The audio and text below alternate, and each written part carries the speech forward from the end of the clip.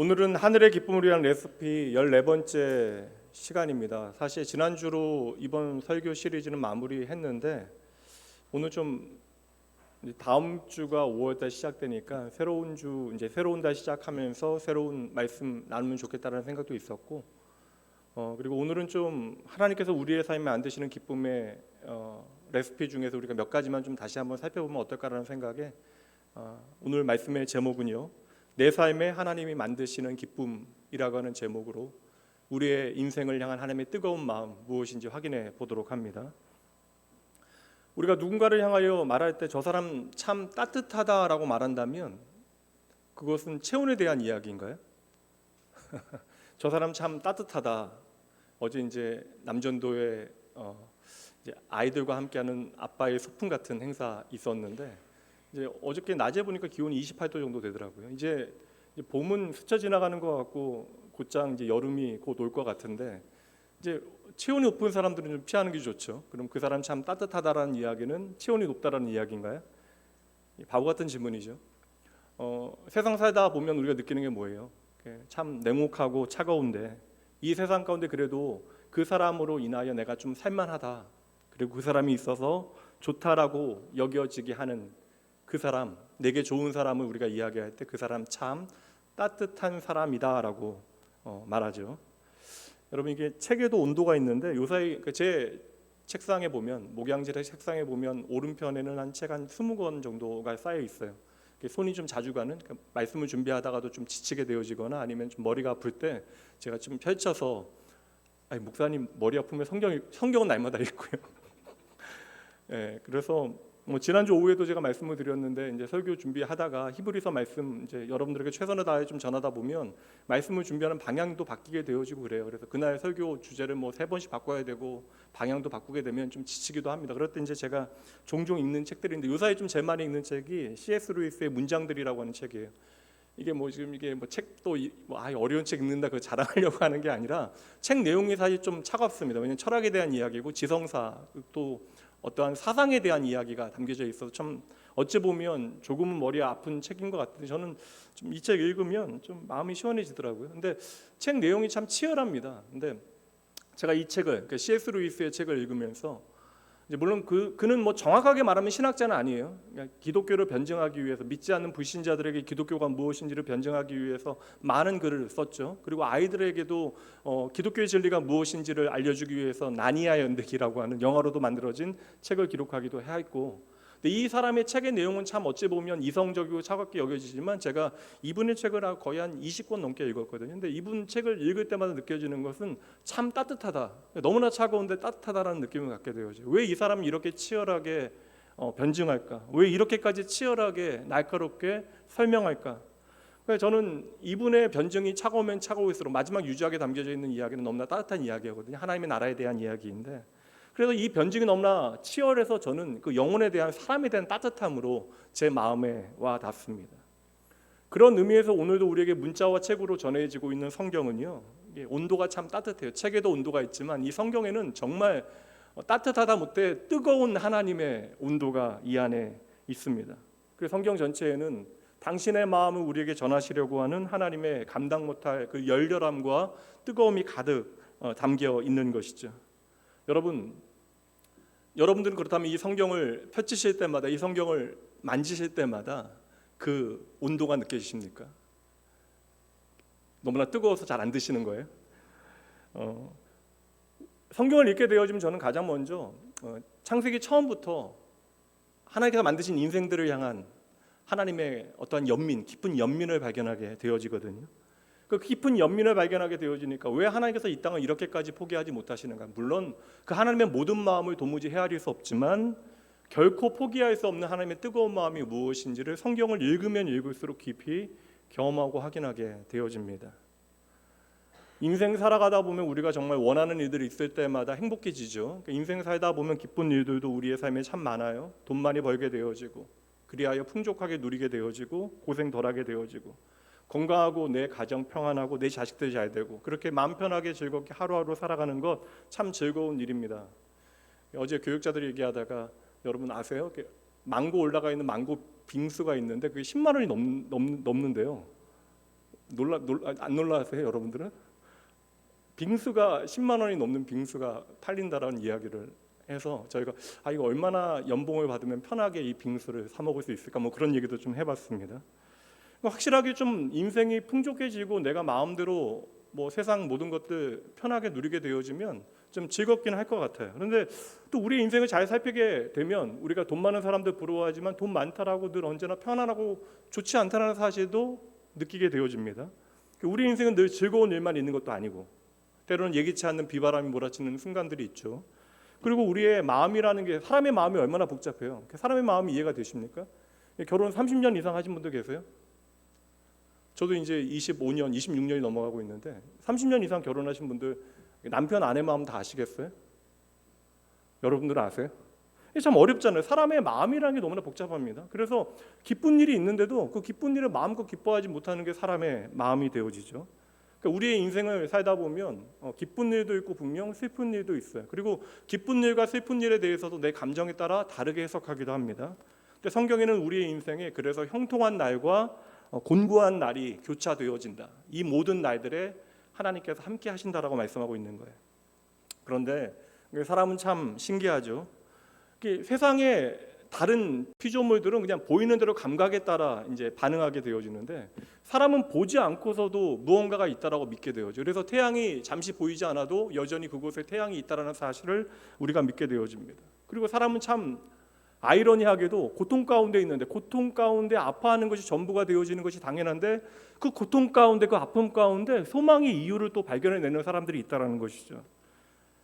내 인생이 오늘 당장 좀 아프고 공고한 날에 내가 기뻐할 수 있는 이유, 여러분 먼저 이 질문 드릴게요. 저와 여러분을 창조하신 분이 하나님이시면 여러분 믿으세요? 나를 창조하시고 그 창조를 기뻐하신 하나님께서 오늘 우리의 인생에 찾아와 오늘도 하나님 보시기에 참 좋은 기쁨을 우리의 인생에 만드심을 여러분 믿으셔야 합니다. 그래서 우리는 믿음 가운데 평생 이 진리를 열심히 배워가야 하는데요. 한번 따라해 보시죠. 하나님이 주신 기쁨이 정답입니다. 예수님께서 이 땅에 오신 목적은 여러분 100% 저와 여러분을 위해서입니다. 하나님의 뜻을 이루시기 위하여 이 땅에 오셨지만 하나님의 그 모든 뜻은 저와 여러분을 위한 것이었어요. 그럼 이 땅에 오신 예수님께서 당장 3년을 넘는 시간 함께 하셨던 제자들을 이 땅에 두시고 십자가의 길을 걸어가시고 부활하시어 이제 부활하신 육신으로 하나님께로 돌아가시게 되어질 그때에 제자들을 위하여 기도하시는 내용이 이제 성경에 기록되어져 있는데 예수님께서 남게 되어진 제자들을 위하여 하나님께 드리는 기도의 내용은 상당히 중요하잖아요. 이 기도의 한 부분을 보도록 합니다. 요한복음 17장 13절 말씀입니다. 지금 내가 아버지께로 가오니 내가 세상에서 이 말을 하옵는 것은 그들로 뭐라고 여러분? 내 기쁨을 그들 안에 충만히 가지게 하려 함이니이다. 그러니까 예수님께서는 당신의 기쁨이 오늘 우리 가운데 가득 채워지기를 원하신다라는 거예요.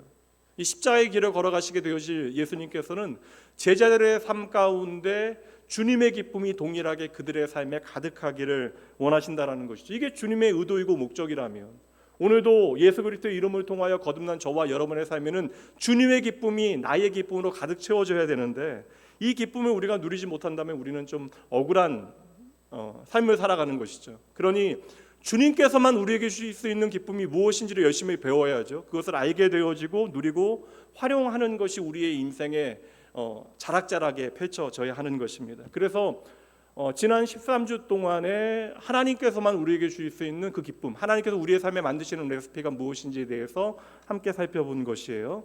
오늘은 그중 딱 4가지만 함께 정리하면서 살펴보도록 하겠습니다. 하나님께서 우리의 인생에 기쁨을 만드시는데 하나님께서 우리의 인생에 주시는 첫 번째 레시피는 이것입니다. 따라해 보시죠. 하나님은 여러분을 참으로 기뻐하십니다. 다시 한번요. 하나님은 여러분을 참으로 기뻐하십니다. 각자 사람마다 예민한 부분들이 있잖아요. 여러분들도 다 예민한 부분, 아무리 둔한 사람도 예민한 부분은 다 가지고 있어요. 저는 소리에 예민합니다. 그래서 뒤에서 차 오는 소리만 들려도 좀 평소와 다르게 좀 안 좋아. 그래서 저는 차도를 인도와 차도가 좀 구분되어지지 않는 곳을 좀 지나다니는 일 별로 안 좋아하고요. 그리고 뭔가 좀 시끄러운 곳에 오래 머무는 것을 상당히 좀 스트레스 받아 합니다. 사람은 누구나 다 예민한 구석들이 하나씩은 다 있게 마련인데 하나님께서도 저와 여러분과의 관계 가운데 예민한 부분이 있으시대요. 하나님은 그렇다면 무엇에 대해서 예민하시냐면 하나님은 저와 여러분의 죄의 문제에 대해서 예민하시다라고 말씀하십니다. 이건 제 얘기가 아니라 성경에 말씀하고 있는 거예요. 그래서 성경에 보면 이 성경은 저와 여러분에게 전하시는 당신의 마음인데 하나님께서 말씀하실 때 우리의 죄에 대하여 성경에 보면 경고하시는 말씀이 너무나 많아요. 그렇다면 왜 하나님께서 이렇게 우리의 죄의 문제에 대해서 예민하실까? 이 죄의 문제는 단지 우리의 윤리적인 문제가 아니라 하나님과 우리 관계를 단절시키는 문제가 되어지기 때문에 우리로 하여금 영원히 하나님과 함께할 수 없게 만드는 문제이기 때문에 그러한 것이죠. 그래서 오늘도 여러분 이 죄의 문제를 가볍게 여기는 사람은 십자가의 예수 그리스도를 나의 생명으로 만날 수 없습니다. 그래서 구약 성경에 보면 하나님께서는 끝없이 당신의 마음을 전하는 선지자들을 통하여 너희의 죄를 깨닫고 하나님께로 돌아와 회개하라라고 말씀하세요. 그리고 이 땅에 오신 예수 그리스도께서 가장 먼저 전하신 메시지도 회개하라, 하나님의 나라가 가까이 왔다라고 하는 말씀이셨던 것이죠. 그러니 우리가 예수님의 기쁨을 내 안에 가득 채우고 우리가 진정 우리의 삶이 행복해지기 위해서는 이 시편 말씀 함께 나누기 원합니다. 시편 32편 1절 함께 읽어보죠. 허물의 사함을 받고 자신의 죄가 가려진 자는 복이 있도다. 한번 따라해 보세요. 하나님의 용서를 경험한 사람은 복이 있습니다. 다시 한번 하나님의 용서를 경험한 사람은 복이 있습니다. 그러니까 성경에 보면 하나님께서 우리에게 전하시는 말씀인데 이것을 그냥 가르침의 형태로만 명제로만 주어지지 아니하고 모든 말씀들은 이 땅을 살아갔던 인생들과 연결되어져요. 그러니까 사람의 인생과 하나님의 말씀은 함께하고 있습니다. 하나님께서는 끊임없이 믿음의 사람들을 통하여 그들의 인생을 통해 발견하게 되어진 진리를 밝혀주시는데 믿음의 선배였던 어린 시절부터 하나님과 동행하며 살아왔던 다윗이 우리에게 인생의 진짜 행복이 무엇인가, 우리가 어떻게 복 있는 인생을 살아갈 수 있는가에 대해서 말해주면서 이 진리를 말해주는 거예요. 오늘 우리의 삶에 나를 용서하시는 하나님이 계시다는 사실을 아는 것이 우리에게는 참으로 복이 되어줍니다. 여러분, 우리가 오늘 어떠한 형편에 있건 간에 때로는 자책감에 죄책감에 하나님 앞에 나아갈 수 있는 자격이 내게 없다라고 생각하는 분들 계세요. 그러니까 죄를 인식하지 못하는 것도 문제지만 내가 죄 없다라고 여겨지는, 남들보다 그래도 괜찮은 죄인이라고 착각하는 것도 문제지만 여러분, 내가 너무나 죄가 무거워서 하나님 앞에 나아갈 수 없다라고 오해하는 것은 더 큰 문제가 되어지는 것입니다. 오늘 우리의 모습이 어떠하건 간에, 우리의 마음이 어떠하건 간에 오늘 저와 여러분의 인생에는 나의 죄를 용서하시는 하나님이 계십니다. 이것이 오늘 우리가 마땅히 우리의 삶에 베푸시는 하나님의 은혜를 누릴 수 있는 가장 중요한 진리가 되어지는 거예요. 누구도 여러분 어둠 가운데 하나님 앞에 나아갈 수 없어요. 길이 보이지 아니합니다. 하나님의 은혜 앞으로 나아갈 수 있는 그 하나님의 은혜에 합당한 인생이 이 땅에는 하나도 없는데 그래서 하나님께서 저와 여러분의 삶에 찾아오시는 것이죠. 근데 우리가 하나님을 발견할 수 있도록 하나님은 등불을 높이 드시고 그 어둠 가운데 당신의 사람들을 찾아 다니신다라는 거예요. 시편 말씀 한번 보도록 할게요. 시편 34편 18절 말씀 함께 읽어봅니다. 여호와는 마음이 상한 자를 가까이 하시고 충심으로 통회하는 자를 구원하시는도다.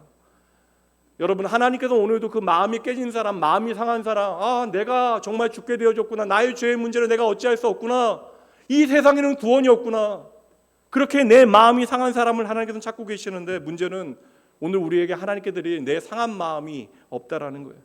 내 삶의 진짜 문제가 무엇인지를 제대로 알지 못하는 것이죠.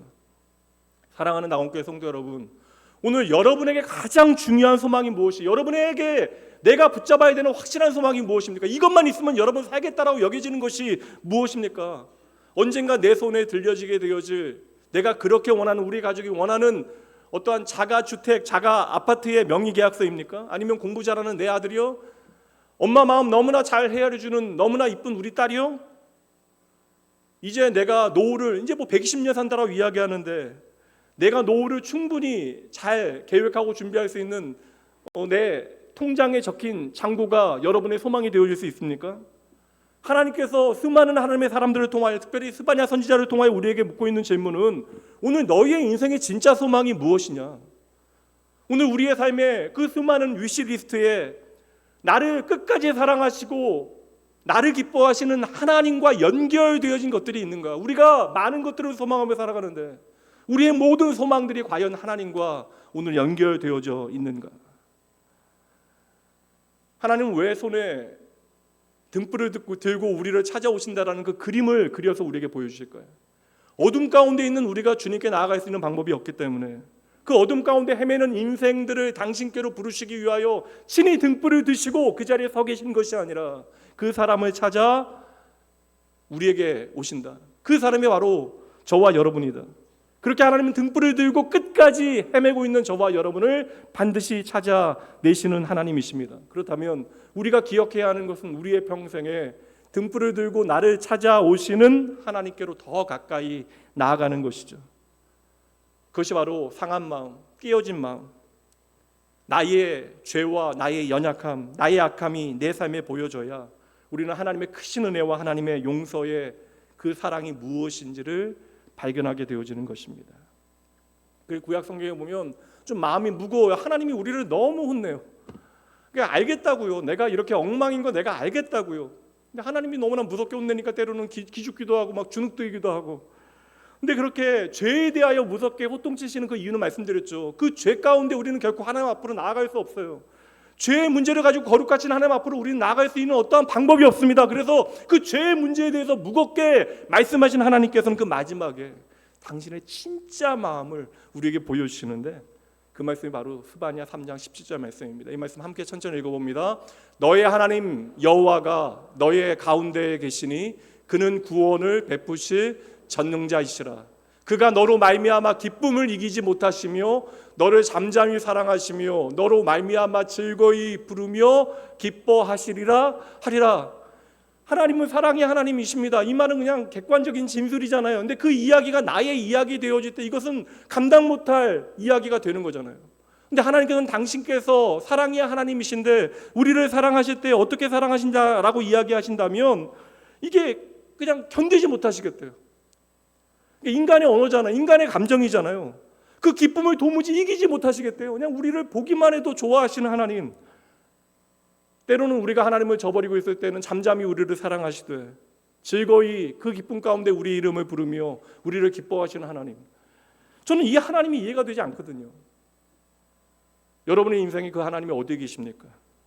여러분의 하루하루 여러분의 일상 가운데, 여러분의 문제 가운데, 아픔 가운데, 그리고 여러분의 생각과 여러분의 말과 여러분의 행동 가운데 여러분은 이렇게 끝까지 포기하지 아니하시고 사랑하시는 하나님은 어디에 계십니까? 여러분들이 답하셔야 돼요. 하나님은 내 삶의 중심에 계셔야 합니다. 하나님이 내 삶의 중심에 계시다라는 의미, 이거 사실 추상적인 표현이잖아요. 하나님이 내 삶의 중심에 계시다라는 것은 오늘 내 삶의 유일한 소망이 하나님 되신다라는 것이죠. 내 삶의 유일한 소망이 하나님 되실 때 우리는 비로소 어둠 가운데 나를 향하여 등불을 높이 들고 나를 찾아오시는 하나님을 만나게 되는 것입니다. 여전히 저는요 모르겠어요. 성경을 수백 번 봐도 우리를 향한 그러니까 하나님께서 인간의 감정을 통하여 우리를 향한 당신의 마음을 보이시잖아요. 그게 기쁨과 즐거움이래요. 아니 좋아 죽겠 뭐가 이렇게 이렇게 인생에 뭐 좋아 죽을 일이 이렇게 많나요, 여러분? 좋아 죽겠대요. 그냥 우리를 보시면 어쩔 줄 몰라 하시는 하나님의 마음을 우리에게 이렇게 펼쳐 놓으십니다. 저와 여러분이 뭐라고 우리가 하나님의 기쁨이 되어지고 또 하나님의 즐거움이 되어질 수 있을까요? 세상이 오늘 여러분을 향하여 뭐라고 할지 저는 잘 모르겠습니다. 그러나 분명 뻔합니다. 우리가 다 각자 다른 모양을 가지고 살아갈지라도 세상이 우리를 평가하는 기준은 당장 보이는 것들로 평가할 거예요. 우리가 가진 것으로, 때로는 우리의 나이나 우리의 성별, 또한 우리가 가지고 있는 수많은 배경들로 세상은 여러분들에 대하여 이야기하고 그 가운데 결론을 내게 되어질 것입니다. 그러나 여러분 말씀드립니다. 우리가 믿음 안에서 그딴 것들 조금은 좀 무시할 필요가 있다라는 거예요. 여러분 하나님은 분명 말씀하시나요? 성경 전체를 통하여 우리의 존재가 하나님의 기쁨과 즐거움이 되어진대, 하나님의 사랑이 되어진대요. 그래서 우리가 하나님 앞으로 가까이 나아가기만 하면, 우리가 가까이 나아가려고 그 발을 한 걸음 내딛는 그 순간 하나님은 깜빡 넘어가신대요. 하나님은 여러분의 통장 잔고를 보고 사랑하시는 것 아니고, 여러분의 직장이나 여러분이 결혼을 했건 안 했건 자녀가 있건 없건, 내 집이 자가이건 전세이건 월세이건 그것이 하나님께는 전혀 중요한 문제가 아니라는 것이죠. 하나님께는 단 한 가지가 중요한데, 오늘 내가 하나님의 그 사랑을 제대로 오늘 느끼고 하나님께로 한 걸음 한 걸음 나아가고 있는가, 내가 그 하나님의 사랑을 인정하고 있는가, 그 사랑을 내가 붙들고 살아가고 있는가. 사랑하는 나온교회 성도 여러분, 오늘도 하나님께서는 저와 여러분을 그냥 무리로 보시는 것이 아닌 낙원교회라고 하는 한 이름으로 우리를 부르시는 것이 아니라 하나님은 오늘도 저와 여러분의 이름을 하나하나 다 부르시면서 우리의 이름을 즐거이 불러주시며 등불을 높이 들고 나를 찾아오신 하나님이심을 여러분 잊지 마셔야 돼요. 그때 우리의 삶에 만드시는 하나님의 기쁨의 레시피 다시 한번 고백해 봅니다. 하나님은 나를 참으로 기뻐하십니다. 하나님께서 우리의 인생에 하나님의 기쁨을 주시기 위하여 나누었던 세 번째 말씀이었는데요. 다시 한번 또 따라해 보시죠. 하나님은 나를 끝까지 기다리십니다.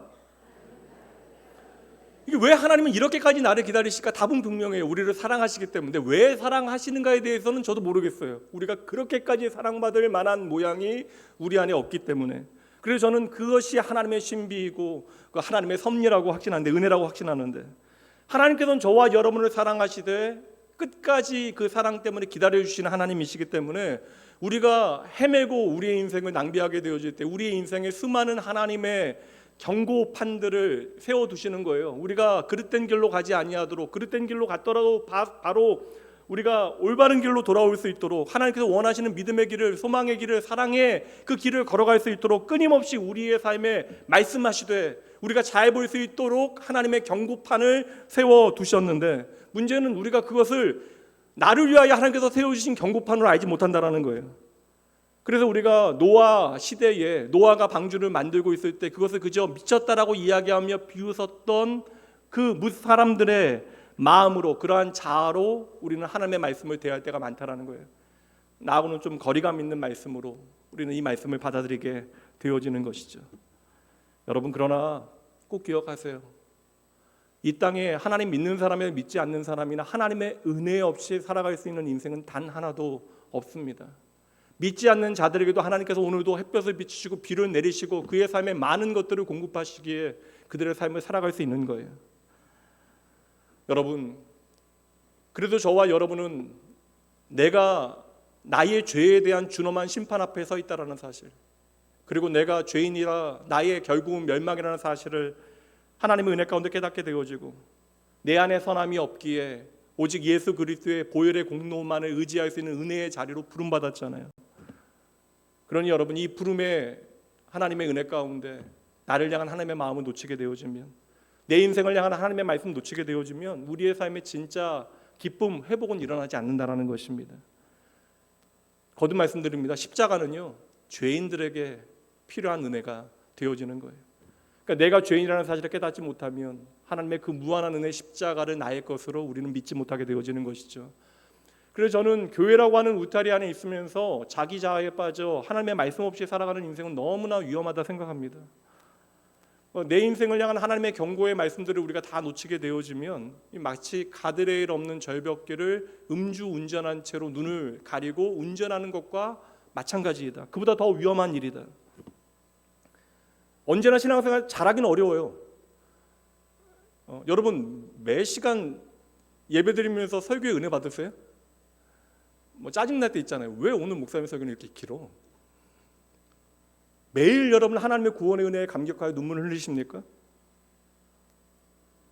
아멘, 아멘, 감사합니다.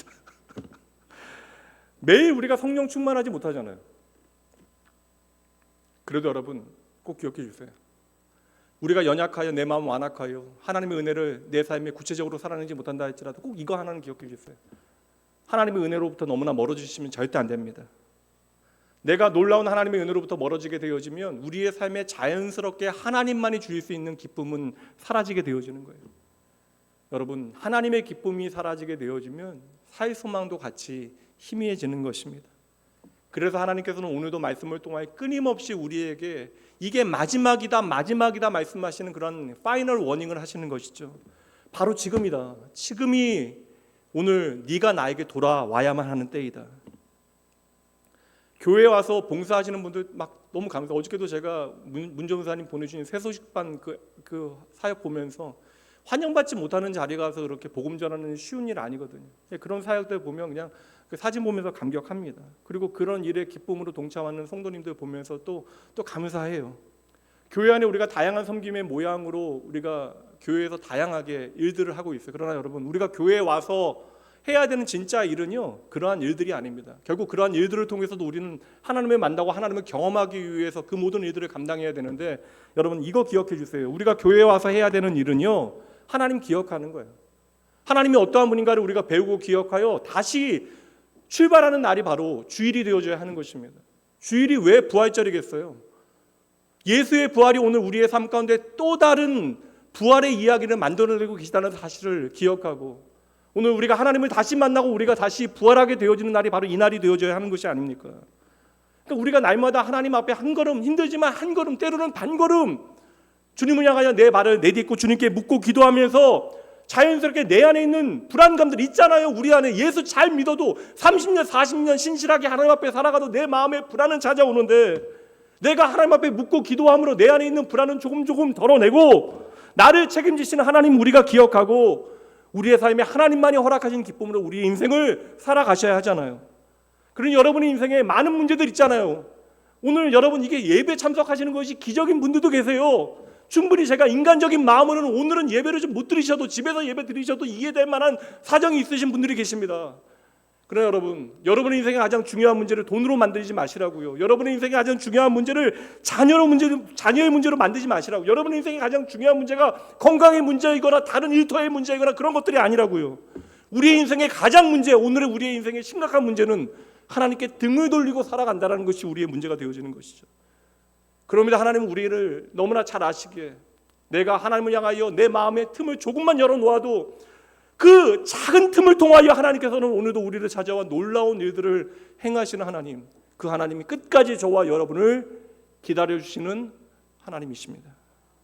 그래서 저는요, 예수 믿으면 여하튼 변화의 이야기는 시작되어져야 된다. 예수님 때문에 내 삶이 변해야 되는 것이죠. 이게 오늘 우리에게 주어진 삶을 살아가는 이유가 되어지는 거예요. 예수님을 만나면 만날수록 내가 아무리 목숨 걸고 좋아하는 일이라 할지라도 하나님의 말씀이 내가 너무나 좋아하는 일인데 하나님의 말씀이 아니다라고 이야기하시면 내가 이것을 기꺼이 끊어내기로, 힘들어도 끊어내기로 작정하고 그 믿음과 용기로 우리의 인생을 살아가는 것, 그 구체적인 변화의 이야기가 나를 오늘도 포기하지 아니하시는 하나님의 사랑에 응답하는 우리의 삶의 이야기가 되어줘야 하는 것이죠. 그래서 여러분, 우리가 내 마음을 조금만 돌이켜도 우리의 삶에 오늘 나를 돌보시는 하나님이 보이기 시작한다는 거예요. 그것을 우리 표현으로 이야기하면 우리가 마음을 돌이킬 때 하나님께서 우리를 돌보십니다. 근데 하나님께서는 우리가 변해야 돌보신다는 것이 아니라 우리가 하나님을 향하여 내 인생의 방향을 고정하게 되어질 때 비로소 우리의 눈에는 하나님께서 나를 신실하게 돌보신다는 것이 보이기 시작하는 것이죠. 그때에 우리의 삶에 하나님의 기쁨이 만들어져요. 채워집니다. 넘치기 시작하는 것이죠. 2장 23절 말씀 봅니다. 시온의 자녀들아, 너희는 너희 하나님 여호와로 말미암아 기뻐하며 즐거워할지로다. 그래서 지난주 말씀은 시온의 대로가 우리의 마음에 반드시 있어야 돼요. 하나님께 가는 길이 있어야 됩니다. 그가 너희를 위하여 비를 내리시되 이른 비를 너희에게 적당하게 주시리니 이른 비와 늦은 비가 예전과 같을 것이라. 우리가 등을 돌려 하나님을 바라보기 시작하면 여러분의 삶에, 여러분의 가정에, 이 주의 몸된 교회에 우리가 생각하지 못했던 복음의 역사, 하나님의 놀라운 회복의 역사가 있을 줄 주님의 이름으로 축복하며 그 믿음의 도전을 여러분에게 나눠 드립니다. 오늘 우리의 인생에 기쁨을 주신 하나님의 레시피, 그래서 이것입니다. 함께 천천히 읽어보죠. 하나님은 여러분을 끝까지 기다리십니다. 그러니 이제 하나님께로 돌아가야 합니다. 연결될 수 있는 우리의 삶의 기쁨을 만드신 하나님의 6번째 레시피였습니다. 제가 읽어드릴게요. 하나님은 평안없던 내 삶에서 하늘의 평안을 만나게 하십니다. 사실 좀 마음 편하자라고 우리가 열심히 사는데 열심히 산 결과로 우리가 또 마음이 불편해져요. 얻은 것도 우리의 마음을 불편하게 만들고 열심히 살아가는 그 삶의 자리에서도 우리는 불안해하고 샬롬을 잃어버립니다. 샬롬의 좀 교향곡을 우리가 좀 연주해야 되는데 반대로 엔샬롬, 샬롬 없는 교향곡을 연주하게 되어지는 것이죠. 만약에 여러분 예수님께서 내일 여러분의 집에 방문하신다면 오늘 예배 마치고 뭘 하시겠어요? 도망가세요? 예수님께서 내일 여러분의 집에 방문하신다면 여러분 뭐 하시겠어요? 최선을 다하여 예수님을 환대할 수 있는, 예수님을 환영할 수 있는 준비를 하시겠죠. 그러면 여러분 열심히 집 치우시고 근데 시간이 하루밖에 없으니까 어떻게 하시겠어요? 사람 불러요?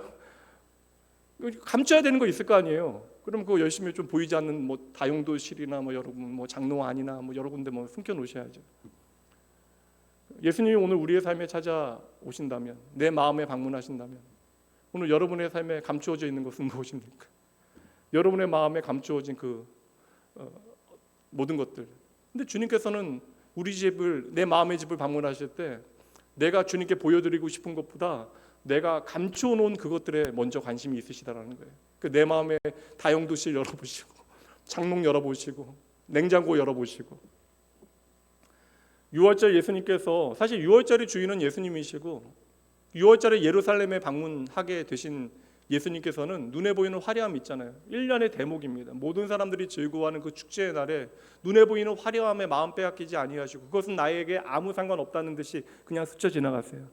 그리고 그 예루살렘의 화려한 이면에 있는, 예루살렘이 감추고 싶은 그 현장, 그 감추고 싶은 한 공간에 찾아가시죠. 그곳의 이름이 바로, 여러분 기억하시나요? 베데스다였습니다. 거기도 수많은 사람들이 모여 있어요. 그런데 대신 그들은요, 화려함 가운데 나아갈 수 없는 사람들, 소망을 잃어버린 사람들, 그 소망을 다 잃어버리고 세상 가운데 이제 마지막 소망을 찾기 위하여 베데스다로 몰려들었는데 너무나 슬퍼요. 내 몸과 마음이 만신창이가 되어졌는데 그 몸과 마음 이끌고 간신히 여기까지 왔는데 거기도 세상과 똑같아요. 경쟁이 너무나 심합니다. 여기 와보니까 또 조건도 있어요. 오기만 하면 된다라고 이야기했는데 와보니까 조건이 있습니다. 언제인지 모를 물 동할 때를 기다려야 돼요. 이게 이단과 똑같거든요. 언제일지 모르는 그런 은혜의 순간을 기다려야 되고 마음 졸이면서. 그러면 물이 동하게 되어지면 들어가면 다 누구든지 구원 얻어야죠. 근데 또 누구든지가 아니라 뭐예요? 제일 먼저 들어가야만 합니다. 여러분, 그 마지막 희망의 자리에서도 소망의 자리에서도 내가 행복해지기 위해서는 힘과 자원으로 승부해야 돼요. 경쟁해야 합니다. 여러분, 저는 궁금합니다. 우리가 어디까지 높이 올라가면 좀 행복해질까? 우리가 정말 어디까지 얻어내면 정말 행복해질 수 있겠습니까? 다 나름 상처받고 모두가 아픈 사람들인데, 모두가 아픈 사람들 중에서도 계급장이 있어요. 그리고 사실 아픈 사람들이 모여있으면 서로에게 좀 소망이 되어주고 힘이 되어줘야 되는데 그것이 경쟁해야 되는 악의 다툼 벌어지는 현장이 되어집니다. 그래서 저는 교회는요, 절대 베데스다와 같은 곳이 되어져서는 안 됩니다. 다시 말씀드립니다. 교회는요, 세상의 거짓 신화가 판치는 곳이 되어져서는 안 돼요. 여러분, 우리의 마음을 빼앗기는 이야기들 있잖아요. 그 성공 신화들, 교회 안에서도 부러워하게 되어지는 이야기들. 그래서 여러분, 교회 안에 있는 모든 이야기들은 내가 잘 될 때 나를 스스로 겸비하여 하나님 앞에 엎드리게 만들고, 내가 오늘 한없이 좌절 가운데 있을지라도 그 형편이 절대적인 절망의 자리가 아니라 하나님의 은혜를 선명히 바라볼 수 있는, 그리하여 당당히 믿음을 살아낼 힘을 얻게 되어질 곳이 교회가 되어져야 하는 것이죠. 결국 인생은 꾸역꾸역 그래도 마지막 그 눈에 보이는 베데스다의 소망을 걸고 그냥 그곳으로 몰려들 수밖에 없어요. 그리고 저는 믿지 않습니다. 언젠가는 다 좋아질 거야. 여러분, 그 세상의 희망이잖아요. 언젠가는 다 좋아질 거야 라고 하는 건 세상의 희망입니다. 언젠가는 다 좋아질 거야라는 생각으로 지금 그 베데스다라고 하는 자리를 지키고 있잖아요. 근데 여러분, 신기하게도 시간이 지나면 지날수록 그 소망은 날마다 조금씩 희미해져 갑니다. 그냥 버티는 거예요. 쉽게 이야기하면 죽지 못해 그냥 살아가는 겁니다. 그런데 바로 그곳에 주님이 걸어오신 거잖아요. 예루살렘의 모든 화려함, 주님을 환호하는 그 외침에 아무 응답도 하지 아니하시고 주님은 그 소망 잃은 사람들의 한 가운데로 한 걸음 한 걸음 걸어오십니다. 그리고 주님께서 멈추신 곳이 있어요. 5절과 6절. 거기 38해 된 병자가 있더라. 예수께서 그 누운 것을 보시고 병이 벌써 오래된 줄 아시고 이르시되 내가 낫고자 하느냐. 우리는 그냥 38년 된 나하고 상관없는 한 사람으로 생각하지만 이 38년이라고 하는 세월은 그저 물리적 시간이 아닙니다. 절대적 절망을 이야기하는 거예요. 날마다 조금씩 소망을 잃어버린 한 사람의 이야기. 누가 봐도 소망 없는 사람, 눈길 가지 않는 사람. 거짓 신화 있잖아요. 물이 동할 때 제일 먼저 들어가면 낫는다라고 하는 거짓말. 그 거짓 신화에 응답하지 못하는 사람, 물이 동해도 절대 처음 들어가지 못할 사람, 그냥 버티는 거예요. 이 38년이라고 하는 세월, 가장 깊은 절망 가운데 있는 한 인생을 말하는 것이고, 오늘 그 베데스다의 이 38년 된 병자가 소망을 찾을 수 있다면 저와 여러분도 소망을 찾을 수 있다라는 거예요. 여러분, 우리의 삶에 진짜 소망이 있다면 무엇이겠습니까?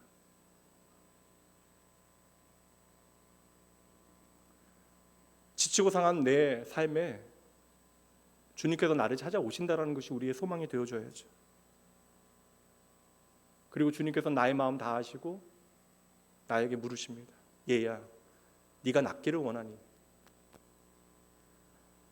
여러분, 이 음성 들어야 사는 거예요. 하나님 믿는다 이야기하면서 평생 종교적인 울타리 안에서, 그냥 외적인 교회 울타리 안에서 하나님 없이 살아가는 것이 우리의 비극입니다.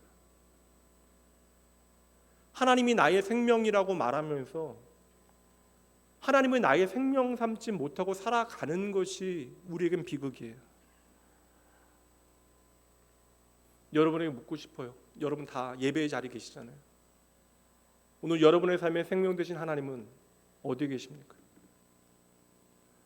지난 일주일 여러분의 삶에 주님과 함께했던 기억을 가지고 계십니까? 다들 그렇게 힘들다라고 이야기하시는데 환경 조건 이야기하지 마시고, 매년 저도 이렇게 98년부터 전도사로 교회 사역했는데 IMF 때였잖아요.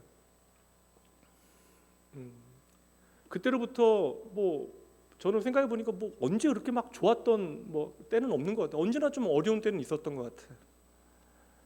다들 이렇게 힘들고 어려운데 그 힘들고 어려운 이 시간 여러분의 하나님은 어디에 계십니까? 우리의 삶이 진짜 문제예요. 어느새 내 삶에 하나님이 사라졌다라는 거예요.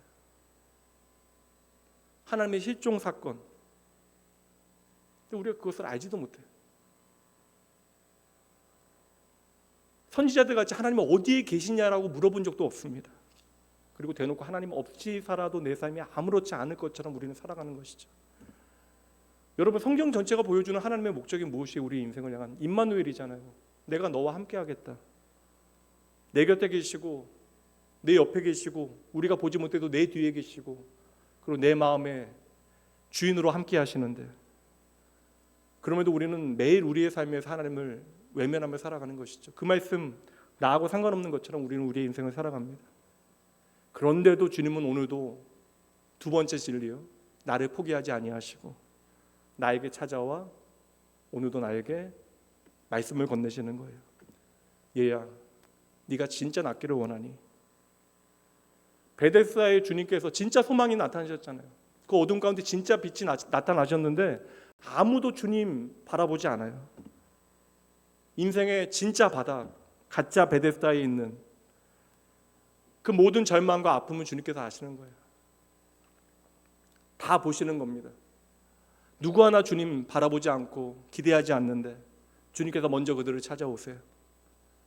그리고 그들을 안으실 수 있는 너른 품을 이미 준비하고 그들에게 물으시는 것이죠. 너희들은 진짜 낫기를 원하니?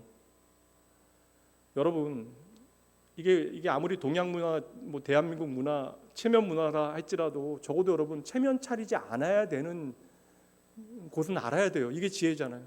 하나님 앞에서 여러분 체면 차리지 마세요. 무엇을 감추실 수 있다라고 생각하세요? 저는 좀 그렇게 되게 우습거든요. 내가 감출 수 있는 것이 아무것도 없는데 감출 수 있는 것처럼 행동하는 게 너무나 웃기거든요. 어린아이들이, 애기들이 부모에게 거짓말을 시작하면서 자연스러운 발달 과정이잖아요. 부모가 뻔히 아는 거짓말, 말도 안 되는 거짓말을 합니다. 여러분, 하나님께 있는 그대로 여러분을 보여드리세요. 하나님, 원치 않지만 제가 실패했습니다. 넘어졌습니다. 많이 하나님 내가 아픕니다. 좀 잘해보고 싶었는데 어느새 제가 지쳐버렸습니다. 괜찮아요, 여러분. 오늘 우리가 어떠한 상황이건 어떠한 모양이건 간에 그것과 상관없이 하나님은 우리를 찾아오십니다. 얼마나 감사해요. 가짜 베데스다에서 가짜 신화에 속아 있어요. 근데 그곳까지 주님께서는 내가 애써 그냥 버티고 있는데 나를 찾아와 나에게 시선을 맞추시고 내게 말을 건네주시는 분, 그분이 나의 주, 나의 하나님, 예수님이십니다. 우리는 좀 어디까지 가야 된다라고 믿었어요. 그럼 좀 괜찮아지겠다. 무언가를 얻어내야 된다. 우리는 믿었는데 여러분, 진짜 우리의 삶의 소망, 우리의 베데스다는 무엇입니까? 우리의 베데스다는 바로 예수님이셨던 것이죠. 그 수많은 베데스다에 우리는 속아서 지금까지 살아왔는데 지금도 여전히 우리의 마음에는 주님보다 그 가짜 베데스다가 내 마음에 기쁨이 되어질 것처럼, 소망이 되어질 것처럼 미련을 두고 살아가는데 참 어리석은 저와 여러분, 그럼에도 불구하고 주님께서는 오늘도 나를 찾아오십니다. 그 주님 여러분 만나셔야 돼요. 우리 인생에 하늘의 기쁨을 주시는 하나님의 레시피 제가 읽어드릴게요. 내 인생의 수많은 가짜 베데스다에서 지쳐버린 나에게 오늘도 주님은 나를 찾아와 진짜 베데스다가 되어 주십니다. 사실 4가지 준비했는데 제가 말씀 전하다 보니까 좀 길어졌어요. 여기까지만 하려고요. 한 가지는 뭐 다른 말씀에서 또 자연스럽게 나눌 수 있지 않을까라는 생각 듭니다. 설교 길게 좀 안 하려고.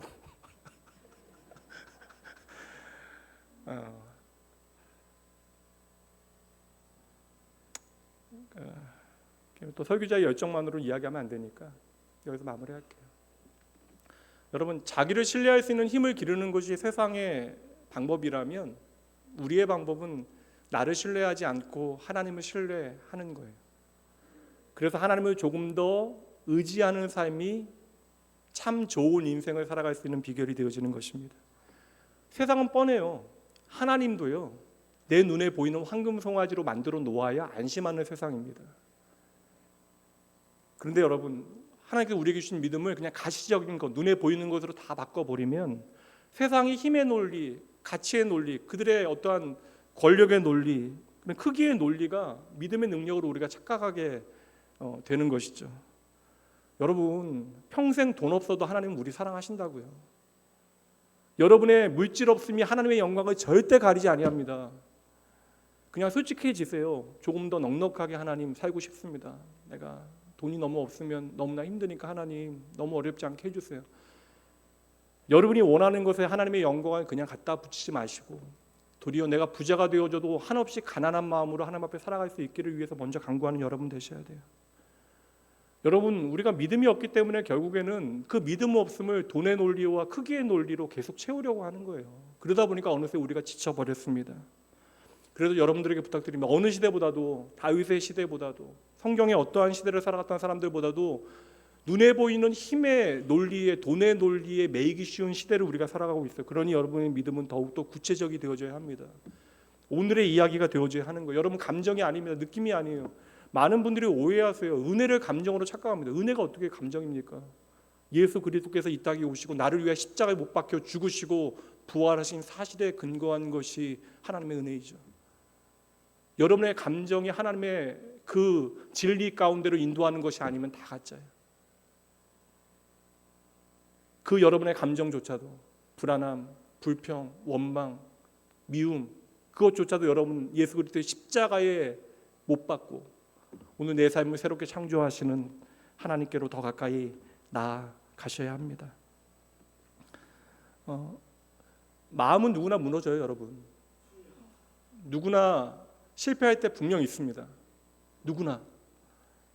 대신 우리는 그거 보면 돼요. 그리고 이 실패의 자리에서 내가 결정하면 됩니다. 내가 다시 하나님을 의지할 것인가. 하나님과 상관없이 의미 없는 방황의 싸움을 계속할 것인가? 그래서 여러분 오늘도 우리에게 말씀이 필요한 겁니다. 전 낙원교회가 좀 목사님 설교 더 해주세요 하는 좀 교회가 되면 좋겠다. 목회자 눈치 보게 하지 마시고 여러분의 모든 슬픔과 눈물 가운데 아픔 가운데 오늘도 하나님께서는 변함없이 여러분을 사랑하시어 여러분의 삶에 찾아오세요. 그리고 여러분의 삶에 일하십니다. 하나님 발견하게 하시고 만나게 하시고 경험하게 하시어 여러분의 삶에 살아있는 믿음의 고백들을 하나님께서 오늘도 창조해 내십니다. 여러분 잘 사셔야 돼요. 하나님께서 사랑하시니 오늘에 만족하지 마시고 하나님 앞에서 하루하루를 더욱더 값지고 아름답게 가꾸어 나가셔야 합니다. 여러분 다음 주부터 하나님의 회복의 손길에 대해서 나누게 되어질 텐데 여러분 내 삶에 하나님의 손길이 와닿아 있기 때문에 하나님의 손길이 나를 붙들고 있기 때문에 우리는 오늘도 여전히 기뻐할 수 있음을 기억하셔야 돼요. 처음에 말씀드렸죠. 하나님은 오늘 우리의 삶에 당신의 기쁨을 가득 주기 원하십니다. 하나님의 창조의 목적도 그것이고 예수 그리스도의 십자가의 목적도 그것이고 오늘 말씀을 통해 오늘 우리와 동행하시는 성령 하나님의 동행의 목적도 바로 그것입니다. 오늘 말씀 시편 말씀으로 마무리할게요. 시편 30편 11절과 12절 함께 읽고 기도하도록 할게요. 천천히 함께 읽어봅니다. 주께서 나의 슬픔이 변하여 내게 춤이 되게 하시며 나의 베옷을 벗기고 기쁨으로 띄우셨나이다. 이는 잠잠하지 아니하고 내 영광으로 주를 찬송하게 하심이니 여호와 나의 하나님이요 내가 주께 영원히 감사하리이다. 아멘. 기도하죠. 여러분 꼭 기억해 주세요. 오늘 울어야 되는 분들 이 자리에 계세요. 저도 알고 있습니다. 또 제가 모르는 오늘 울어야 되는 분들 많이 계시겠죠. 그러나 여러분 꼭 기억해 주세요. 우리가 하나님과 함께 있으면 우리는 그럼에도 기뻐할 수 있어요.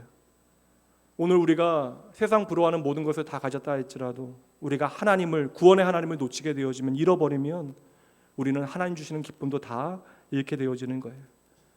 오늘 힘드신 분들 힘내세요. 아무리 힘들고 어려워도 우리가 주님을 마음껏 의지하는 인생 되어진다면 그 인생 하나님 앞에 참으로 멋지고 행복한 인생입니다. 나의 기쁨, 나의 소망 되신 주님, 저희를 택하시고 이렇게 불러주시니 참 감사합니다. 믿음은 어느 하나도 당연히 여기지 않는 것이고 내 삶의 모든 것이 하나님의 은혜인 것을 알고 그것을 고백하는 것임을 잊지 아니하겠습니다.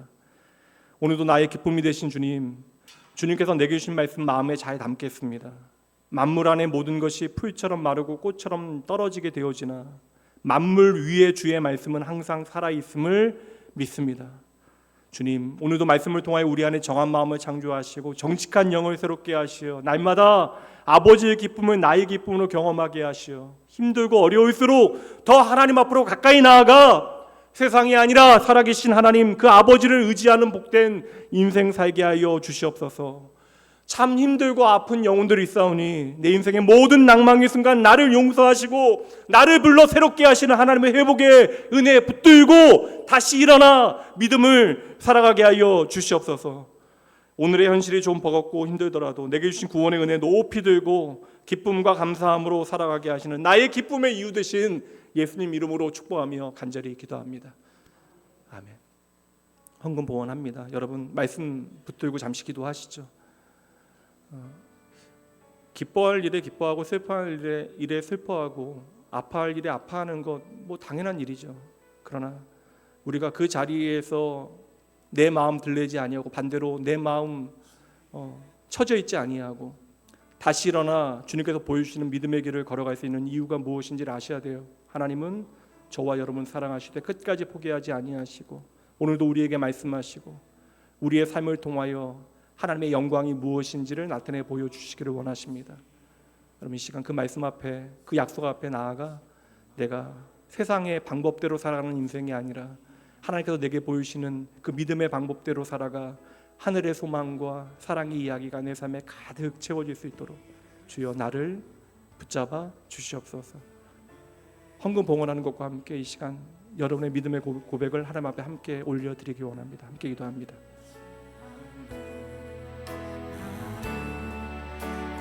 구원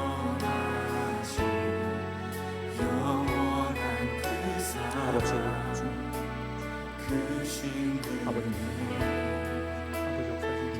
역사하신 하나님 도와주옵소서.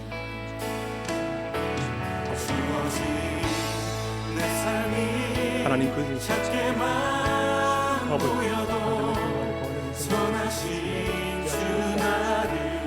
아버지 오늘도 우리의 삶에 일하시는 여호와 하나님 살아계신 아버지 이름으로 아버지 하나님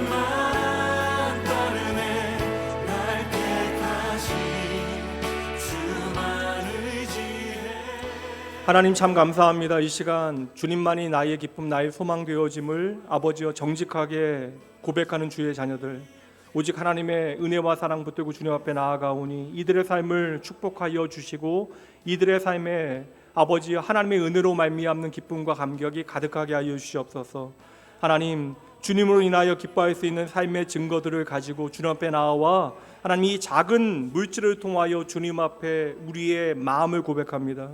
나를 책임지는 것이 세상의 다른 힘이 아니라 바로 여호와 하나님이심을 믿고 내 삶의 중심에 서서 일하시는 하나님을 날마다 선명하게 바라보는 주의 백성들 되어질 수 있도록 아버지 이들의 삶에 주의 기쁨과 감격이 가득하게 하여 주시옵소서. 하나님 특별히 아픔 가운데 있는 이들 기억하시고 회복의 영 되신 성령 하나님의 위로하심을 기도하오니 말할 수 없는 간절함과 아픔으로 울고 있는 주의 백성들의 찢겨진 마음들을 위로하시되 그 상하고 찢긴 마음들이 주의 은혜로 사랑으로 회복되어질 수 있도록 주여 일하여 주시옵소서. 언제나 주의 마음을 깨닫게 하시고 하나님의 나라를 내 삶의 자리에서 맛보게 하시는 나의 모든 것 되신 예수님 이름으로 축복하며 간절히 기도합니다. 아멘. 다 같이 자리에서 일어나셔서 믿음의 가족들 축복하신 후에 축복의 찬양 나눈 다음에 축도하심으로 예배 마치도록 합니다.